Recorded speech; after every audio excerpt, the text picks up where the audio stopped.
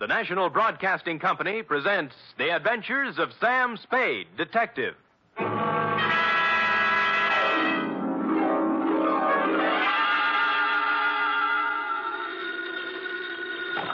Sam Spade Detective Agency. Me, sweetheart. Sam! I heard you were hobnobbing with the wealthy set of our city. If what I was doing is their idea of hobnobbing, I'm glad I'm in the lower income brackets. What do you mean? What happened? I will only reveal that, Effie, in the intimate secrecy of our office. Was it that bad? Worse, F, emotions ran amok. Passions were strewn from Fisherman's Wharf to the peninsula. Oh. Hatreds festooned the very air. And there was jealousy, too. My. It was positively lurid, as they say. Well, do you think it's all right for me to hear it? Well, I'll expurgate it a little, F. I'll water it down to your strength. I'll use monosyllabic instead of polysyllabic words, and so on. Now, Sam, I want you to tell me everything you think I should hear. And then just a little more. It's a deal, F. Prepare yourself for listening, and I will shortly make my entrance with a saga of society skullduggery, the lowdown on the uptown and all that. Now, if we need a name for it, why not call it the Vendetta Caper or the Revenge of Monte Christoph?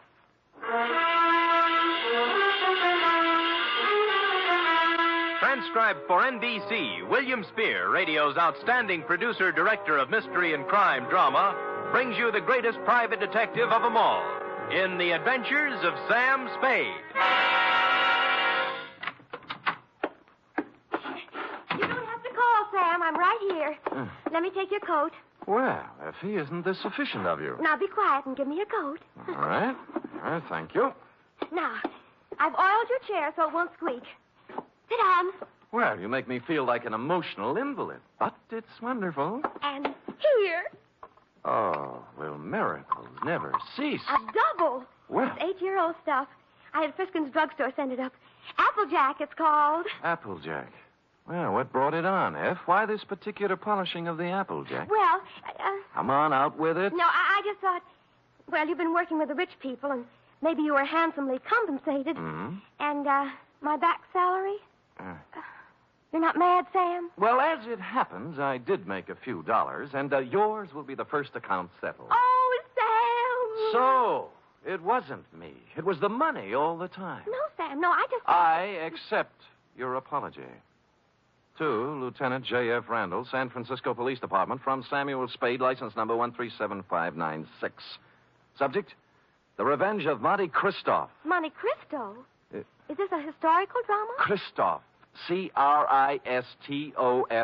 Oh. Monty. Monty. And it's still a historical drama. Dear Lieutenant, revenge is an old-fashioned motive, but when you get it raw and distilled, as in the Gosden affair, it's new all over again. This was the slow-burning, deliberate kind of passion that starts smoldering way back in the forgotten days and explodes among some people who never knew they were living over a keg of dynamite. It was yesterday morning that the distant sputtering of the fuse began to be heard by a man named Chandler Gosden. You know him, the hulking rich boy, the electrical appliance scion who took up professional boxing for a while. I think he was billed as Gold Plate Gosden, a society scrapper. And he was doing well, too, until a right cross by someone who needed the money more than he did sent him back to clipping coupons. Spade? Yeah?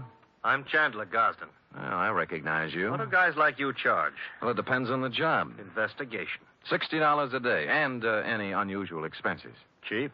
Well, Do you guys have some kind of a code, huh?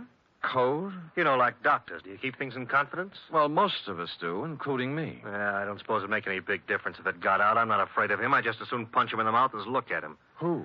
Monte Christoph. Heard of him? No. Moved into the peninsula, my neighborhood. Bought the Major Dunhill place. Oh, yeah, I know the estate. Must have cost plenty to buy. $250,000, I hear. But what's money these days? Everybody's got it. Yeah, isn't it awful? It's a tax scheme, I suppose. Ever since he moved into that ark of a house, he's been throwing parties. They're a cross between the last days of Pompeii and a Polish wedding. He invites hundreds of guests, everybody who is anybody. Disgusting. But it seems legal so far. He's been there 4 months throwing parties, inviting everybody in the phone book. Everybody but me. Well, maybe he just doesn't like you. What are you talking about? I'm one of the best-liked guys in the peninsula. Everybody likes me, little kids, cops, the guys at the country club. I never had an enemy in the world. Besides, I got Virginia. Oh, who's she? My wife. Oh. One of the sweetest little girls that ever came down the pike. Well, my apology. She was a bald one. Oh. year I married her, she was the social catch of the year among the women. Really? Yeah. So was I among the men. Well, Well, look, I got to tell you some more. A month ago, one of my company warehouses burned down. Somebody slipped up and the fire insurance hadn't been renewed. I lost $350,000. Guess who had lunch with my insurance man a week before the fire? Monte Cristo. You got it. Next thing is, the rumor gets around that the Gosden Electrical Company is on the verge of bankruptcy. No, of course it isn't. Absolutely not. A gossip columnist reports that I'm going to close up shop and beat it to South America with what dough is left. Then when the stock prices start dropping, somebody suddenly buys them up so fast they disappear overnight. Some corporation I never heard of called the Dantes Corporation. I see. And then all my friends start getting unfriendly. As soon as I show up, everybody stops talking. Act as if there's some big secret about me that I don't know.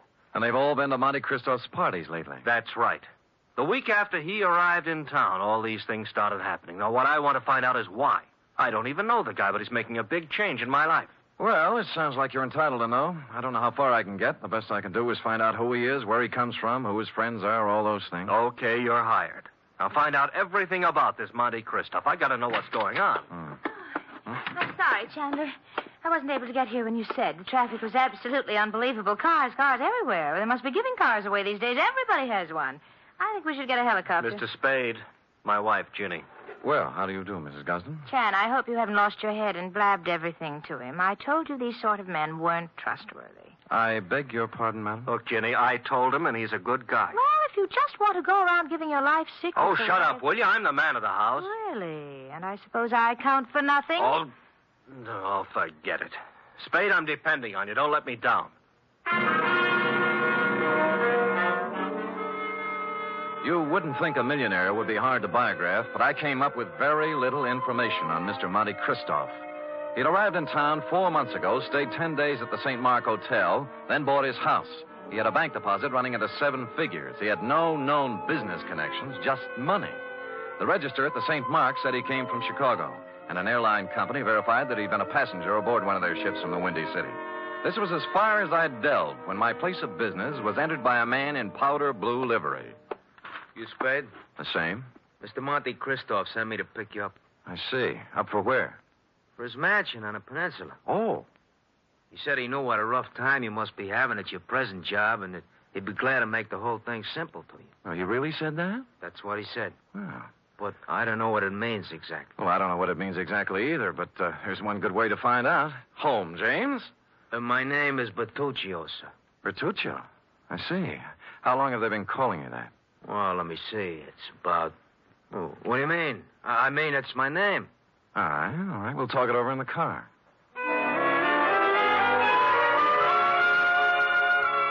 The car was long and blue and smooth. I'm as democratic as the next guy, and I would just as soon have ridden up front with Bertuccio, but no, he wouldn't hear of it. I had to ride in a back seat with a window of bulletproof glass separating us. And thus we rode down to the peninsula. We glided down elm-shaded streets and finally through the gate of Monte Cristo's estate. The driveway was lined with spring green poplars. The mansion door was opened by a rear admiral, and I was ushered in. I wouldn't want to say that the living room was large, but I coughed once, and it was a full minute before the echo came back. A door opened somewhere, and a tan, hard-bodied man walked in across the marble floor with an outstretched hand. It was tougher than whalebone. I appreciate your coming, Mr. Spade. Mr. Christoph. Did you have a drink? Champagne, Scotch, Irish, what? Oh, anything, whatever you like. Good. I figured you for rye. It's already ordered. Rye it is. Cigar? No, thanks. They're custom rolled Havanas, made expressly to my own taste. Oh, thanks anyway, but I have some beat-up cigarettes here, son. Well, try mine. The King of England, I did him a favor once. He ships them over. How is George? You drink, Mr. Spade. Oh, thank you, Bertuccio. Now, you've been investigating me, Yes. and you haven't found out anything. How'd you know, Mr. Cristo? There was nothing to find out. Well, you read. I'll do you a service and save you time and money. Well, that's a handsome offer. I accept. I was born in Michigan to a prosperous lumber family. I went to Phillips Andover and Harvard. Well, Mark's fair. I served with the Army in the recent war. Major, military police, wounded twice. Parents died while I was in Italy. I inherited enormous lumber holdings, which I sold. Hence my bank account. I like San Francisco. Came here, settled down. Well, you're very kind, but I don't need all this I have more money than a man can spend in a lifetime. And by that, I don't mean to boast. It was an accident of birth. Yes. Now, Mr. Christoph, I'm only trying to find out. I know what you're trying to find out. Chandler Gosden put you on my trail.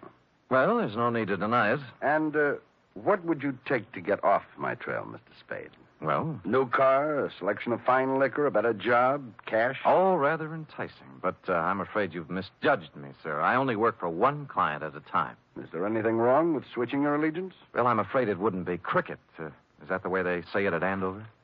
Very well. Huh. Then I'm afraid I've given you all the information I can about myself. Well, you've been very generous. But just one other thing. How long did you live in Chicago?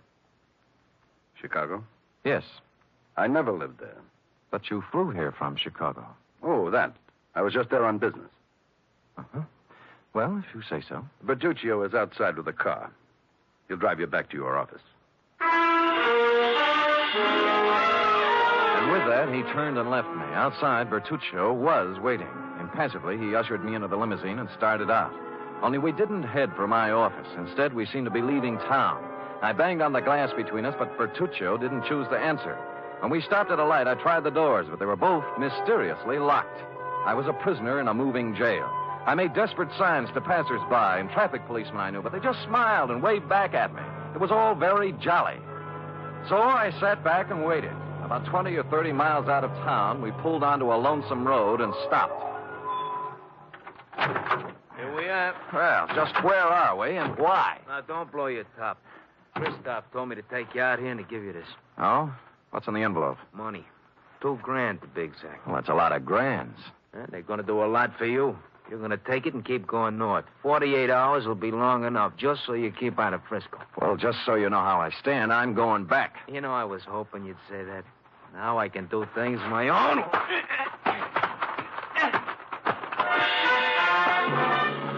He pulled out a long black sap and started wielding it. The first cut just grazed my head and smashed into my shoulder. I blocked his second blow and moved in for some close work. The third time he swung at me, his arm caught an overhead tree branch, and that was his undoing. He took 4 or 5 and then went down and out. I searched him, and his billfold revealed that he was Joseph Kowalski, late of Chicago, Illinois. The cards and addresses it contained left little doubt that Kowalski was in the rackets. I threw him in the car and drove back to town and police headquarters. He was awake by then, and I had to drag him into the hall. You want him locked up, Sam? What for? Assault and battery, assault with a deadly weapon, assault with intent to murder, mayhem, anything. You can't lock me up. I didn't do any of those things. Anyway, if I did do them, it was in San Martin County, not Frisco. Well, Sam, I don't know what I can do. He's got to do something in our jurisdiction. Sure, see? All right, he picked my pocket on the way into town. Here, Kowalski. What? See, look, he's got my wallet in his hand right now. Why, of all the brazen lawbreakers, you going to let him get away with this, walking right into headquarters with the evidence in his hand? Oh, wait a minute. Come on, Kowalski. We go pretty hard on pickpockets in this town. I'm being framed. I want a lawyer. Get me a telephone. He was dragged away, protesting. He got no sympathy from me. He started. Lieutenant Randall then teletyped Chicago to find out more about him. In about an hour, the report came back. I won't read his whole record, Sam, but he's paid for everything, they say. He's clean. Huh? However, it does say he was the bodyguard for a man named Barney Moffat. Says Moffat was a shady business operator. Picked up several times. Nothing hung on him.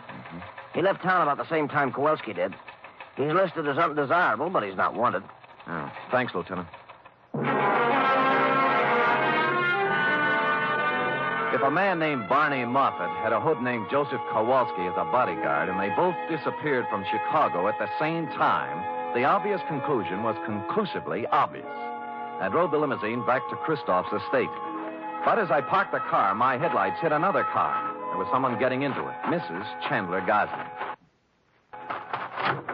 Oh, you, what do you think you're doing? Remember me, Sam Spade? Oh, detective. Yes. What are you following me for? What were you doing in Christoph's house? I thought he wasn't a friend of yours, or your husband. Mr. Spade, get in, please. Let's talk. Okay, spill it. It's none of your business what I was doing in there. But whatever it was, I want you to forget you ever saw me. That'll be pretty hard to do. Would money help you? In this case, no. What do you care what happens to my life or Chan's or Christoph's? Because your husband's paying me to worry. All right. But if I were you, I'd just forget that you ever met any of us. Because this mess we're in is so bad that nothing you or anybody else can do is going to get us out of trouble. with that, she burst out crying, and I couldn't get anything else out of her, so I let her go, and she drove off. I walked up to Christoph's house, knocked on the door, and a servant opened it. Took a couple of steps inside when 6 pairs of arms grabbed me. Some of them had fists on them. The struggle was just getting lively when Christoph appeared. All right, let him go, let him go. Well, I don't appreciate this kind of treatment, Christoph. You weren't hurt, Spade. All right, men, take a walk. Now, what's it all about? It was my orders if you ever showed up here again. Why'd you soften? I just heard about Kowalski. You managed that very well. I admire resourcefulness. How would you like to work for me? No thanks, Moffat. Moffat. Barney Moffat, late of Chicago and the rackets. So you know, huh? Well, I wasn't sure until just now, but you've cleared up the doubt. How much do you know? Very little. Just that you were a shady operator, but nobody's looking for you or anything. Spade, I did a lot of things. Several years at tightrope walking with the law. But I never did anything they could jail me for. I have an idea you're considering doing something in the near future. What makes you say that? Well, it's a vendetta, isn't it? Monte Christoph and Bertuccio the Steward and the Dantas Corporation. You couldn't resist the drama, could you? All from Dumas' novel. But why? Why do you want to play the Count of Monte Cristo? What did Gosden do to you to merit all this revenge? Tomorrow. It'll be over tomorrow. And with that, he clutched at his heart and fell forward at my feet.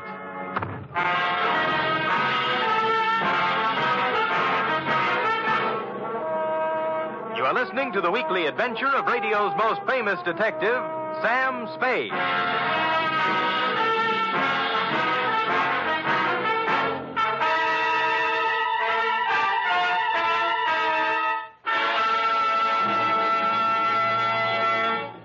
Three chimes mean good times on NBC.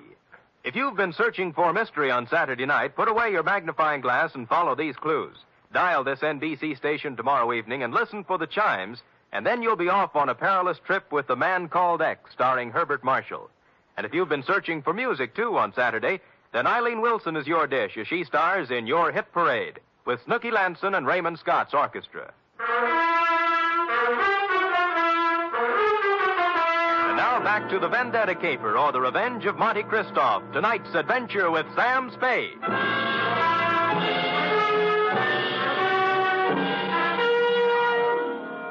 I bent over and listened to his heart. It was okay. Monte Christoph had just keeled over, apparently, from a crescendo of emotion. He blacked out. I didn't want to be held up by his henchmen, so I left the room and walked out of the house without calling anybody. I walked down the road, and good luck, there was an empty cab cruising along. At Chandler Gosden's, I found him pacing the living room in a state of physical and mental disorder. I told him what I knew. Vendetta? Why? I never heard of him. I never did anything to the man. Why would your wife go and see him? I don't know. Why don't you ask her? Because she hasn't been home all day, and here it is 1 o'clock in the morning. She still isn't in. Tell me, is there something special happening tomorrow? Christoph seemed to think that everything would be settled tomorrow. It's our annual corporation election, just a matter of form. I'm elected president. A few other people voted into office, always the same people. Well, then he must plan to swing the election his way. Maybe put you in office. Huh, got a fat chance of that. I don't care how much stock he buys. Ginny owns 10%. I own 41. That's 51%. If he bought 49% in the open market, that still wouldn't be enough. We could still outvote him. You're sure you've got the stock in your possession? Sure. I saw it last week when I was down in the vault looking for my birth certificate. Stupid me. Forgot I don't have a birth certificate. Huh? No, that must be Edson, my lawyer. Called and said he had something on his mind. Chandler, I have bad news for you. It can wait. No, it can't. This is Sam Spade, Ralph Edson. How do you do? Spade. Now, Chan, listen to me. All right, what's biting you? Just this. We're liable to lose that election tomorrow. What are you talking about? We can't. I just found out that Monte Christoph has 59% of the voting stock in Gosden Electric. 15? He can't have it. Oh, look, wait a minute. If my wife sold her stock, he could have 59, couldn't he? He could. Spade. Huh? Are you positive you saw her coming out of Christoph's house? I'm afraid I did. I'm gonna find her. And if she sold any of her stock to Christoph, I'll kill her. I tried to dissuade him, but he brushed me and the lawyer aside and ran out of the house. I called the police and told them to try and find Virginia Gosden before her husband did. Then I went looking myself. The first place I tried was Monte Christoph's mansion. There were lights on, so I entered, gun in hand. I didn't have any time to dicker with servants and bodyguards. And Christoph appeared in a matter of seconds. All right, Spade, what is it you want now? Virginia Gosden. She hasn't been here since the last time you saw her. You know where she is? Haven't any idea. Well, if you know, tell me. Her husband's looking for her with homicide in his eyes. I can't say I'm sorry. Well, that's a nice sentiment. She sold you her stock in the Gosden Company, didn't she? Since you seem to know about it, yes. Why? She in love with you? I think maybe she is. And you're in love with her? She's a stupid, empty-headed nothing. I can't stand the sight of her. I hate her. Now, hold it now. You'll knock yourself out again. Yes. Yes. Come over here.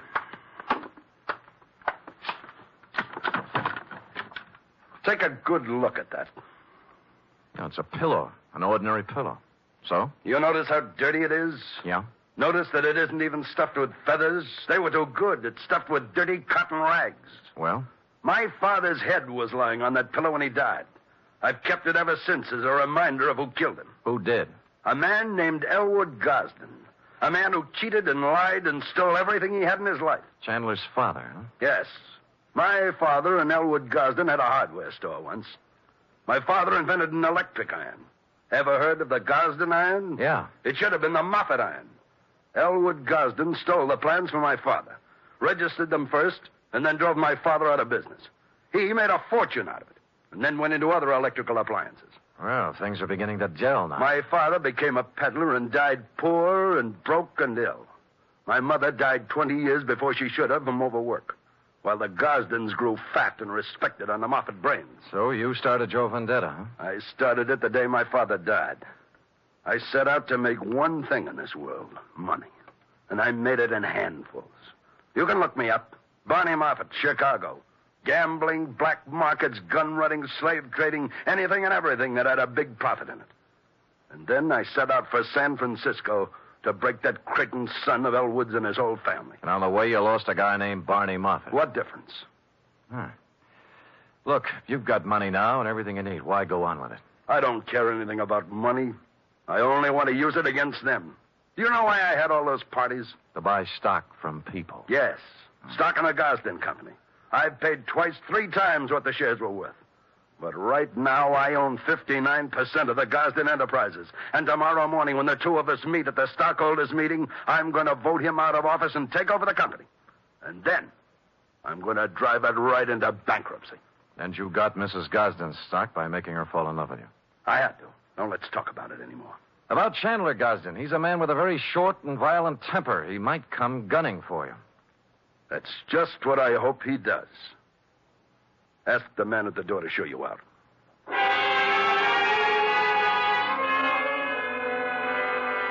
I spent most of the night trying to find Virginia Gosden with no luck. Chandler didn't return to his house, so I didn't know what he was up to. It was early the following day when I got my first report. Lieutenant Randall called me down to police headquarters. We found her, Spade. Dead or alive? Oh, about halfway in between. She was shot in the chest at close range. Gun right up against her. But she's still living. And what are her chances? Fair. Where'd you find her? In a walk-up apartment on Polk Street. It was registered to her. Looked like a love nest, a place where she met a boyfriend or something. No weapon. I see. I figure murder attempt, her husband. We have a pickup on him right now, but so far he's vanished. Shame. Fine old San Francisco family. What do you know, Sam? Well, give me a free hand for a couple of hours, will you? Maybe I can do something for this fine old San Francisco family.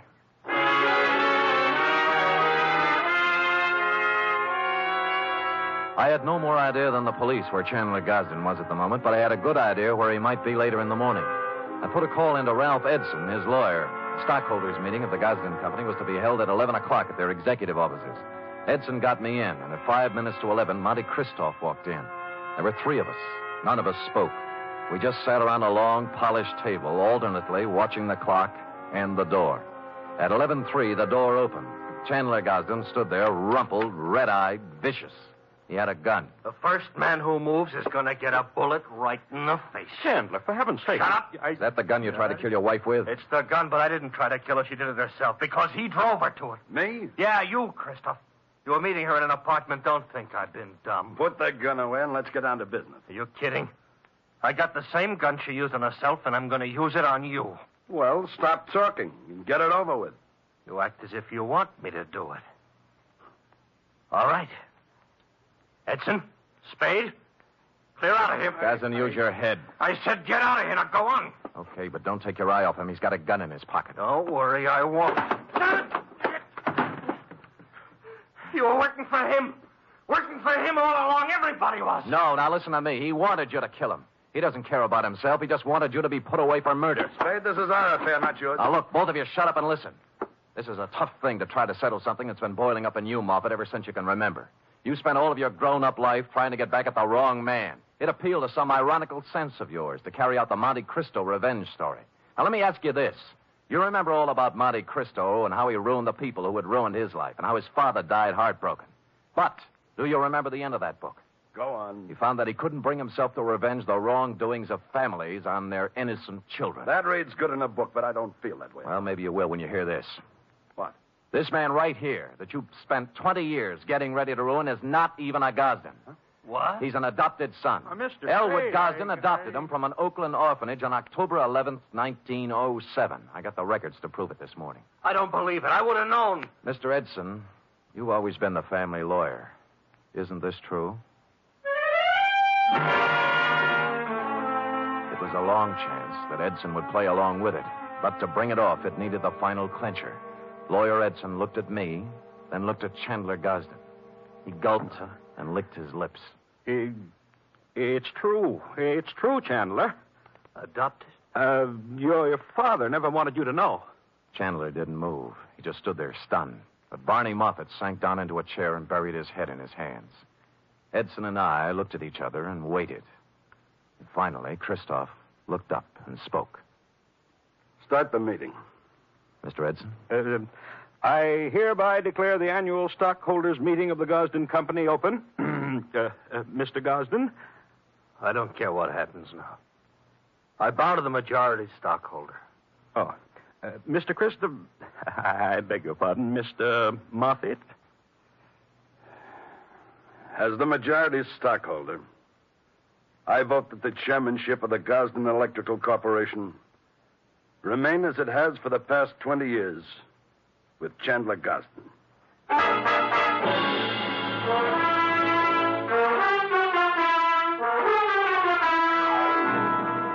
Period. End of report. Oh, Sam, you were magnificent. It was rather a stirring scene, wasn't it? I was good. But it was superb. It really was. Mm-hmm. Did he sign over the stock and everything? Oh, he did indeed. Oh. Sam, do you think the world will ever get to a time when everybody has all he wants? And instead of trying to get more, everybody spends his time just trying to enjoy life? Well, you know best, Effie. Do you really believe that, Sam? Well, you've got to believe something. It's better than nothing. I guess. I have a theory, too, Sam. Well, spout it out. Well, if everybody in the world picks somebody else to be nice to, there'll never be any more trouble anywhere. How do you figure that? Well, before you can be nice to somebody, you have to think nice thoughts, see? And once you start thinking nice thoughts, well, you can see how silly the bad ones are. Effie, come here. You know, I might just put you up as a candidate for a chair of philosophy at Columbia. Oh, Sam. I know who you picked out to be nice to. Me. True. And I picked you. Good night, Sam. Good night, sweetheart.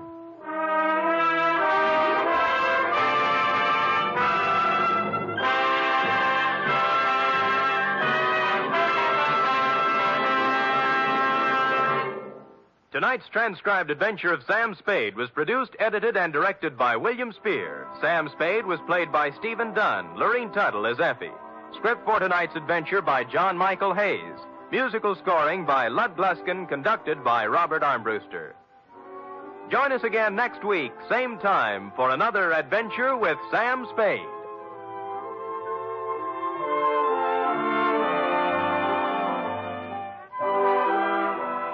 Tomorrow, Dennis Day and Judy Canova entertain you on NBC.